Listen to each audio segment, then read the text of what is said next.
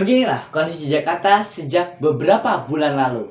Polusi udara nampak menyelimuti langit ibu kota yang berdampak buruk bagi kesehatan jutaan warga Jakarta dan sekitarnya.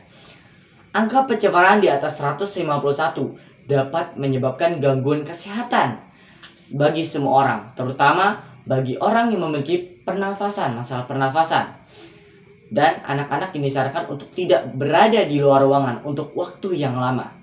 Adapun diimbau untuk menggunakan masker bersertifikasi HN95, N95 atau KF94 untuk menyaring TM2,5 mikrometer yang ada di luar ruangan. Dilansir cnnindonesia.com, dalam penelitian Dinas Lingkungan Hidup DKI Jakarta pada tahun 2020, sumber emisi transportasi menjadi sektor terbesar penyumbang buruknya kualitas udara Jakarta.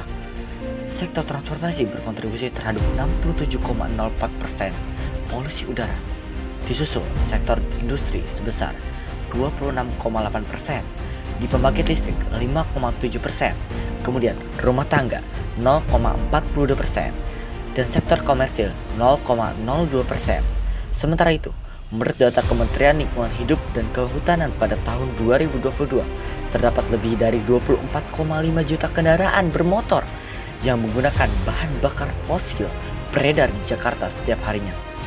78% merupakan kendaraan sepeda motor yang pertumbuhannya mencapai 1 juta unit per tahun.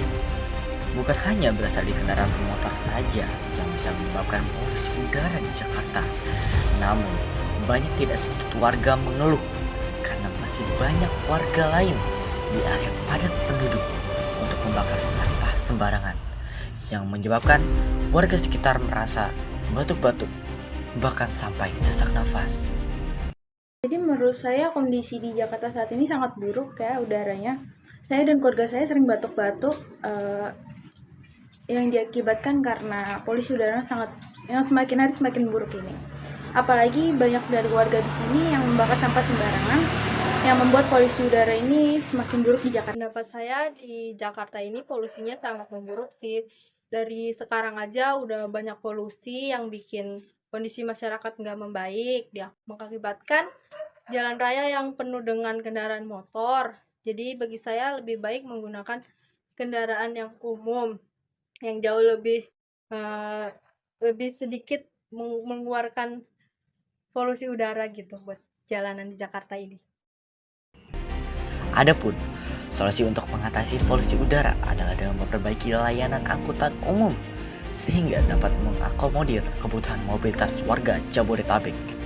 Jika hal ini tidak dibenahi, maka program-program lainnya dirancang tidak akan tepat sasaran. Jadi kita bereskan dulu akar masalah itu. Lantas apakah negara memiliki uang? Punya. Kalau kita lihat anggaran di Kementerian Perindustrian hanya untuk kendaraan listrik itu sampai 12,3 triliun. Sebagian dialihkan dulu lah untuk perbaikan pabrik transport di Bodetabek.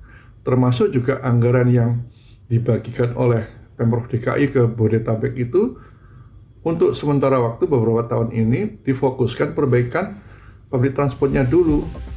Transportasi umum terbaik di Indonesia saat ini memang terdapat di wilayah Jakarta. Namun, kondisi beberapa sarana seperti KRL dikeluhkan masyarakat karena terlalu padat. Mungkin di bagian trafiknya itu terlalu banyak dan di dalam transportasinya itu terlalu ramai, terutama untuk KRL ya. Hal inilah yang mendorong sebagian besar masyarakat untuk tidak menggunakan transportasi umum dan memilih menggunakan kendaraan pribadi seperti sepeda motor. Selain itu, waktu tempuh yang lebih singkat menggunakan kendaraan pribadi juga menjadi pertimbangan. Jaringan sistem transportasi umum yang menghubungkan DKI Jakarta dengan kota-kota penyangganya memang harus terus bertambah agar dapat memenuhi kebutuhan mobilitas sebagian besar pekerja yang setiap hari harus melakukan perjalanan dari wilayah Bodetabek sampai ke Jakarta. Dan mari bersama jaga lingkungan kita agar menjadi udara yang sehat. Dika Ahmad Irwansyah, Jakarta.